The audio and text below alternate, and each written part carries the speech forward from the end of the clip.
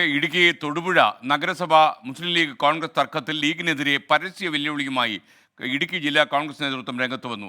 LDF vote ചെയ്ത മുസ്ലിം league വാറോല കാട്ടി കോൺഗ്രസിനെ പേടിപ്പിക്കണമെന്ന് DCC president CP Mathew. Thodupuzha നഗരസഭയിലേക്ക് വേണമെങ്കിൽ ഒറ്റയ്ക്ക് മത്സരിക്കാൻ തയ്യാറെന്നും CP മാത്യു 24 പറഞ്ഞു.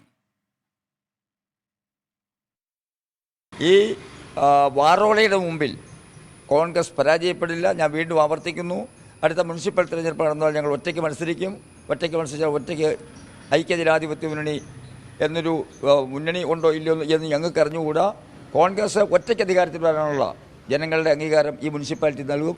മാർക്സിസ്റ്റ് പാർട്ടിക്ക് അവർ വോട്ട് ചെയ്തു എന്നതിൻ്റെ അർത്ഥം മറ്റെന്തോ കച്ചവടമാണെന്നാണ് ഞങ്ങൾ മനസ്സിലാക്കുന്നത്. സങ്കീർണതര പ്രശ്നമൊന്നുമില്ലല്ലോ. അവർക്ക് അവരുടെ വഴി, ഞങ്ങൾക്ക് ഞങ്ങളുടെ വഴി, അത്രേ ഉള്ളൂ. തൊടുപുഴയിൽ നിന്ന് എബിൻ ജോസ് വിശദാംശങ്ങളുമായി ചേർന്നു. Ebin Jose, good morning. എന്തൊക്കെയാണ് വിവരങ്ങൾ? പറയൂ. ഇന്നലെ തൊടുപുഴ നഗരസഭ ചെയർമാൻ തെരഞ്ഞെടുപ്പുമായി ബന്ധപ്പെട്ടുകൊണ്ടാണ് UDFനുള്ളിൽ ഭിന്നത രൂക്ഷമായത്. കോൺഗ്രസും ലീഗും വെവ്വേറെ സ്ഥാനാർത്ഥികളെ നിർത്തി മത്സരിച്ചു. ഭൂരിപക്ഷമുണ്ടായിട്ടും നഗരസഭ ചെയർമാൻ അല്ലെങ്കിൽ നഗരസഭാ ഭരണം UDFന് നഷ്ടപ്പെടുകയും ഉണ്ടായി. LDF വിജയിക്കുകയും ചെയ്തു. ലീഗ് LDFന് വോട്ട് ചെയ്തു. ലീഗിലെ 5 കൗൺസിലർമാർ വോട്ട് ചെയ്തു. ഇതിന് പിന്നാലെയാണ് വലിയ ഭിന്നത UDFനുള്ളിൽ രൂപപ്പെട്ടിരിക്കുന്നത്. DCC നേതൃത്വം ലീഗിനെതിരെ ശക്തമായ വിമർശനമാണ് ഉന്നയിക്കുന്നത്.